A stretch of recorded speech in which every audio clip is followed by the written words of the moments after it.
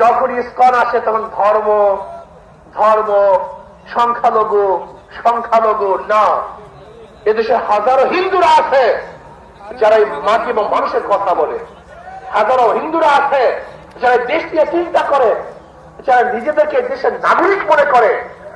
কিন্তু ইসকনের সদস্যরা নিজেদেরকে এই দেশের নাগরিক মনে করে না।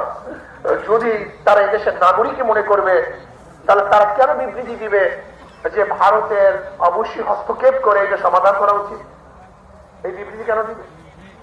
ব্যাপার তো আমাদের, হ্যাঁ, ভারতকে, ভারত এদেশের নাগরিক না, এদেশকে স্বীকার করো না। হ্যাঁ, আমি বলবো এদেশের মধ্যে যারা বিদেশপন্থী আছেন, ভারতের দালাল আছেন, সতর্ক হয়ে যান। দেশ নিয়ে যারা ষড়যন্ত্র করতেছে সতর্ক হয়ে যান। এদেশের মানুষ কোন ষড়যন্ত্র বরদাস্ত করবে না।